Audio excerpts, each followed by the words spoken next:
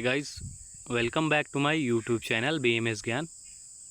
तो आज हमको स्टडी करना है दो से दो शादी विज्ञानम अध्याय का लास्ट पॉइंट, जो कि हमारा डिफरेंस बिटवीन स्रोतोदृष्टि एंड खा वैगुण। ठीक है, आज तो हम स्रोतोदृष्टि और खा वैगुण का डिफरेंस मतलब उनके बीच में अंतर या भेद पढ़ेंगे। ठीक है, और हम स्रोतस के बारे में मतलब स्रोतस मूल उसमें पढ़ना है हमको, स्रोतस दृष्टि समान एंड विशिष्ट हेतु तथा लक्षण। तो ये सारा टॉपिक्स हम कंप्लीट करेंगे रोग निदान पेपर सेकंड में, जिसमें जब हम स्टार्ट करेंगे स्रोतसों के द्वारा जो व्याधियाँ होती हैं तब, जैसे रसवा स्रोतस, डिजीज़ ऑफ रसवा स्रोतस, डिजीज़ ऑफ रक्तवा स्रोतस, तब हम इन टॉपिक्स पे मतलब स्रोतस पे, स्रोतस मूल, स्रोतदृष्टि, इस टॉपिक्स पे उस पर तब वहाँ पे हम पढ़ लेंगे। ठीक है, तो इसके पहले हमने पहला पॉइंट जो कि डिफिनीशन एंड इम्पॉर्टेंस ऑफ रोग निदान, सामान्य निदान, सामान्य निदान एंड सामान्य लक्षण ऑफ दोष वृद्धि क्षय एंड प्रकोप। दोष धातु आश्रय भाव, धातु क्षय वृद्धि लक्षण, मल क्षय वृद्धि लक्षण, हेतु भेद एंड लक्षण ऑफ अग्निदृष्टि, डिफिनीशन एंड सामान्य लक्षण ऑफ आम, साम एंड निराम दोष एंड दूष्य लक्षण, दोष पाक एंड धातु पाक लक्षण एंड दोष गति एंड रोग मार्ग। तो इन सारे टॉपिक्स पे हमने वीडियो डाल दी है। तो अगर आपने इन टॉपिक्स की वीडियो नहीं देखी तो आप हमारे चैनल पे जाके दोष से दोष शादी विज्ञानम अध्याय की प्लेलिस्ट ओपन करके इन टॉपिक्स की वीडियो देख सकते हैं। तो चलिए स्टार्ट करते हैं आज का टॉपिक, स्रोतोदृष्टि एंड खा वैगुण। तो यहाँ पे हमारा खा वैगुण हुआ स्रोतोदृष्टि। तो सबसे पहले हम खा वैगुण के बारे में पढ़ेंगे। खा वैगुण क्या होता है? खा वैगुण अर्थात स्रोतो वैगुण। ठीक है, तो यहाँ पे जो खा का अर्थ है या जो खा से अर्थ लिया जाता है वो आकाश से लिया जाता है, मतलब आकाश युक्त स्थान, मतलब खाली जगह, जहाँ पे खाली जगह हो या स्पेस हो। ठीक है, और वैगुण मतलब विकृति उत्पन्न होना, या कह सकते हैं कि अवरोध उत्पन्न होना, विगुणता। ठीक है, जैसे गुण होता है उसका उल्टा जो या विपरीत जो होता है वो विगुण। ठीक है, तो विगुणता उत्पन्न होता। ठीक है, तो किसी मार्ग में अवरोध उत्पन्न होना या विकृति उत्पन्न होना। तो खा वैगुण का मतलब हो गया खाली जगह में विकृति उत्पन्न होना या अवरोध उत्पन्न होना। तो खाली जगह कहाँ पे होती है? जैसे जानते ही हम स्रोतस में होती है खाली जगह, तो वहाँ पे जो विकृति उत्पन्न होती है उसे हम खा वैगुण कहते हैं। इसके लिए आचार्य सुश्रुत ने सूत स्थान अध्याय 24 में वर्णन किया है कि कुपिता नाम ही दोषाणाम शरीरे परिधावताम यत्र संग खा वैगुण्यात व्याधिस्तत्र उपजायते। एक बार फिर से बोलता हूँ, कुपिता नाम ही दोषाणाम शरीरे परिधावतम यत्र संग खा वैगुण्यात व्याधिस्तत्र उपजायते। तो ये हो गया खा वैगुण की डिफिनेशन। तो इसमें क्या बताया गया है कि जब हम कुपित आहार विहार, कुपित या कह सकते हैं अहितकर आहार विहार के विशेष अंग के सेवन से खा वैगुण होता है। जब हम कुपित आहार विहार करते हैं तो उसके किसी एक विशेष अंग से जो उत्पन्न होता है वही हम जो या विकृति उत्पन्न होती है हम खा वैगुण कहते हैं। खा वैगुण, ठीक है, जिससे जो होता है, जिससे परिभ्रमण करते हुए दोष जो शरीर में वाहन करते हैं या परिभ्रमण करते हैं दोष, वो स्रोतस में जाके रुक जाते हैं, वहाँ पे स्टॉप हो जाते हैं या रुक जाते हैं। उसके बाद जब ये तथा वहाँ पे रुकने के बाद ये शरीर मतलब जो शरीर के धातुओं के परिवहन मतलब ट्रांसपोर्ट को अवरोधित करते हैं या उसमें बाधा डालते हैं उनके ट्रांसपोर्ट में।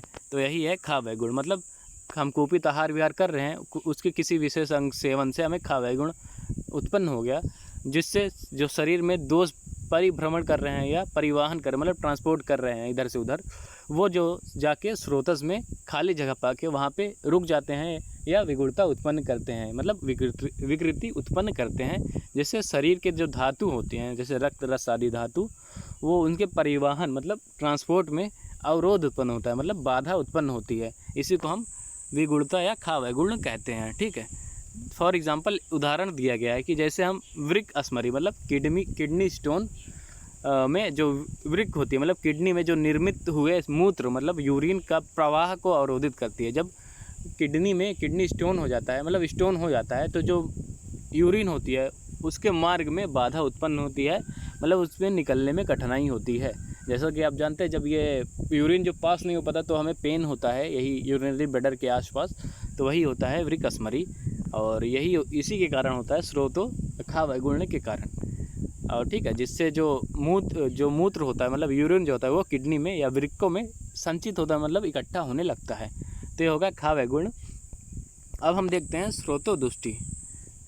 स्रोतोदुष्टि, ठीक है। तो जब हम अहितकर आहार विहार के सेवन कर रहे हैं, लगातार अहितकर आहार विहार सेवन कर रहे हैं, जैसा कि खा वैगुण उत्पन्न हो गया, तो अहितकर आहार विहार के सेवन से जब दोष जो होते हैं विषम हो जाते हैं, मतलब अपनी सम अवस्था को छोड़कर विषम अवस्था को प्राप्त कर लेते हैं, तो वो संचय, प्रकोप, प्रसर की अवस्था तक पहुंच जाते हैं। जैसे हम षटगिरीय काल में पढ़े थे, संचय, प्रकोप, प्रसर अवस्था, ये सारे अवस्था को एक एक करके वो मतलब उनको प्राप्त करते हैं। संचय के बाद प्रसर के बाद, संचय के बाद प्रकोप के बाद प्रसर, ठीक है। तो और जाके खा वैगुण मतलब खाली स्थान पे विगुणता उत्पन्न करते हैं। यही प्रकोपित दोष जो होते हैं वो खाली स्थान पे जाके मतलब स्रोतसों में जाकर विगुणता उत्पन्न करते हैं, ठीक है। और जहाँ वो और स्रोतस में स्थित मल, धातु मल आदि को दूषित कर दूषित रूप में परिवर्तित कर देते हैं, तथा जो धातुएं होती हैं उनको दूषित कर दूषित रूप में परिवर्तित करते हैं। मतलब जो धातुएं दूषित हो जाती हैं दोषों के द्वारा उन्हें हम दूष से बोलते हैं, ठीक है। तो ये दोष जाते हैं मतलब विषम दोष या प्रकोपित दोष जाकर स्रोतसों में वहाँ पे स्थित धातु मल या धातुओं को दूषित कर देते हैं, जिससे इन्हें वो परिवर्तन करते हैं धातुओं को दूष में, ठीक है। इसके बाद दोष सम्मूर्छना उत्पन्न हो जाती है। दोष सम्मूर्छना मतलब वहाँ पे इकट्ठा हो जाते हैं, दोष भी इकट्ठा हो गया, वहाँ पे धातु भी इकट्ठा हो गई, इसे हम सम्मूर्छना बोलते हैं। यहाँ पे जैसे हम मूर्छना के मतलब मूर्छा के बारे में जो बेहोश होना, तो जो बेहोश मतलब एक जगह पे स्थित हो जाना, मतलब रुक जाना, उसी प्रकार यहाँ दोष सम्मूर्छना का मतलब हो गया कि जब दोष और दूष मतलब धातुएं दूषित होकर दोषों के द्वारा एक जगह पे रुक जाएं या और उनके मार्गों में या परिवहन में बाधा उत्पन्न हो जाए, ठीक है, उसे हम स्रोतोदुष्टि कहते हैं। और इसी को हम स्थान संश्रय भी बोलते हैं। स्थान संश्रय अवस्था मतलब एक स्थान पे संश्रय कर जाना, मतलब एक स्थान पे रुक जाना, इसी को हम स्थान संश्रय अवस्था बोलते हैं, ठीक है। तो ये हो गया हमारा स्रोतोदुष्टि। इसके अलावा भी बताया गया कि दोष दुष्ट होकर न केवल धातुओं को कुपित करते हैं अपितु अपने समीपवर्ती स्रोतसों को विकृत या दूषित करके उस स्थान पर रोग उत्पन्न करते हैं। जब दोष जो होते हैं वो एक मतलब किसी एक स्रोतस में रुक गए हैं, ठीक है, या किसी एक धातु को कुपित कर दिए मतलब प्रकोपित कर दिए हैं, तो वो जो होते हैं केवल एक धातु को कुपित नहीं करते, जो अगल बगल की मतलब समीप की जो स्रोतस होते हैं या समीपवर्ती जो स्रोतस होते हैं उनको भी विकृत करके या दूषित करके, ठीक है, तो उनको दूषित करके भी व्याधि, अनेक प्रकार की व्याधि उत्पन्न करते हैं या रोग उत्पन्न करते हैं। यहाँ पे एक छोटा वो बताया गया है खा वैगुण और स्रोतोदुष्टि के बारे में कि खा वैगुण जो होता है वो निदान के विशेष अंश से होता है, ठीक है, मतलब अहितकर आहार विहार या कुपित आहार विहार के विशेष अंश से होता है, जबकि स्रोतोदुष्टि जो होता है वो प्रकोपित दोष के कारण स्रोतसों के दूषित होने पर होती है, ठीक है। तो कह सकते हैं कि जो स्रोतोदुष्टि होती है वो खा वैगुण के बाद होती है, खा वैगुण के पश्चात होती है, ठीक है। तो यहाँ पर प्रथम अवस्था खा वैगुण उत्पन्न होती है, द्वितीय अवस्था में स्रोतोदुष्टि उत्पन्न होती है। अब हम देख लेते हैं एक छोटा सा डिस्क्रिप्शन खा वैगुण और स्रोतोदुष्टि, जो हमारा मेन टॉपिक है, डिफरेंस बिटवीन खा वैगुण एंड स्रोतोदुष्टि। खा वैगुण को हम फंक्शनल डिसऑर्डर भी बोलते हैं और स्रोतोदुष्टि को हम ऑर्गेनिक डिसऑर्डर और स्ट्रक्चरल चेंजेस भी बोलते हैं, ठीक है। तो सबसे पहला पॉइंट दिया गया है कि खा वैगुण में कि स्रोतों में स्थित धातु अग्नि दुष्टि होने से स्रोतों के सामान्य कर्मों में विषमता उत्पन्न होती है, ठीक है। जो स्रोतस में स्थित धातु अग्नि होती हैं उनकी दुष्टि होने से मतलब वो दूषित होने से उनके सामान्य कर्म में या जो नॉर्मल वर्क रहता है या नॉर्मल काम जो रहता है उनके कार्यों में विषमता उत्पन्न हो जाती है, वो ठीक प्रकार से अपना कार्य नहीं कर पाते हैं, इसे हम खा वैगुण बोलते हैं। और दूसरा जो बताया गया स्रोतोदुष्टि में वो बताया कि धातुओं को उत्तरोत्तर सम्यक परिणमन नहीं होता, मतलब धातुओं का उत्तरोत्तर मतलब आगे की ओर, मतलब जैसे रस है उसका आगे जो जाना है रक्त धातु में, ठीक है, तो उनका सम्यक परिणमन मतलब परिवहन नहीं होता या ट्रांसपोर्ट नहीं होता दूसरी नेक्स्ट धातु बनने के लिए। तो ये स्रोतोदुष्टि। सेकेंड पॉइंट है कि यह प्रथम अवस्था प्रारंभिक अवस्था है और जो ये स्रोतोदुष्टि है वो उत्तर अवस्था है। खा वैगुण जो होती है वो प्रथम अवस्था या पहली स्टेज बोलते हैं और जो स्रोतोदुष्टि है उसको हम सेकेंड स्टेज भी बोलते हैं। थर्ड बताया गया कि दोष प्रकोपक आहार विहार अथवा बीज दोष आदि कारणों से खा वैगुण उत्पन्न होता है, ठीक है। जब हम प्रकोपित दोष या ऐसे आहार विहार करते हैं जो दोषों को प्रकोपित करें, ठीक है, तो ऐसे आहार विहार का सेवन करते हैं तो खावे गुण उत्पन्न होता है। और स्रोतोदुष्टि में बताया गया है कि जब हम दोष प्रकोपक निदानों का अधिक सेवन करने से स्रोतोदुष्टि उत्पन्न, जब हम दोष प्रकोपक निदानों का मतलब आहार विहार का अधिक सेवन करते हैं तो उससे स्रोतोदुष्टि उत्पन्न हो जाती है।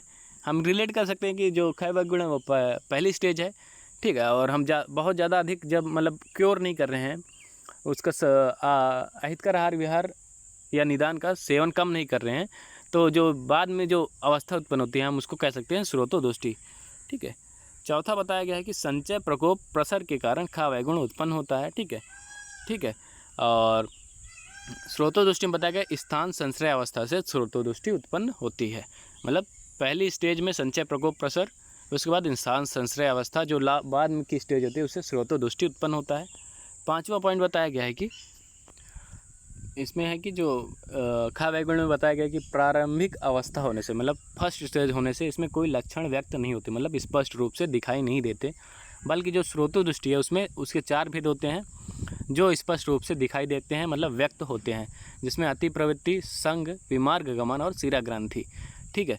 तो ये सारे डिफरेंस हो गए हमारे खावे गुण और स्रोतोदुष्टि के बारे में।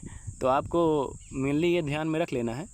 तो आपका जो पेपर में क्वेश्चंस आते हैं, जैसे 5 नंबर का क्वेश्चन आ गया तो आप इतना ही लिख दीजिएगा तो आपका काम हो जाएगा, मतलब 5 नंबर आपको आसानी से मिल जाएंगे। और जो एक श्लोक दिया गया पहले बताया था मैंने, कुपिता नाम ही दोषाणाम, वो आपको याद कर लेना है, ठीक है, आपको वो लिख देना है और ये टेबल बना देनी है, ठीक। तो यहाँ पे कंप्लीट हो गया हमारा पहला चैप्टर, ठीक है, दोष दूष आदि विज्ञानम अध्याय। अब हम पेपर सेकंड में चलेंगे जिसमें हम डिजीज़ेस पढ़ेंगे, मतलब रोगों के बारे में पढ़ेंगे। सबसे पहले हम प्राण व स्रोतस के व्याधियों के बारे में पढ़ेंगे या डिजीज़ ऑफ प्राण व स्रोतस के बारे में पढ़ेंगे। तो बने रहिए हमारे चैनल के साथ। लाइक, कमेंट और सब्सक्राइब करना मत भूलिएगा।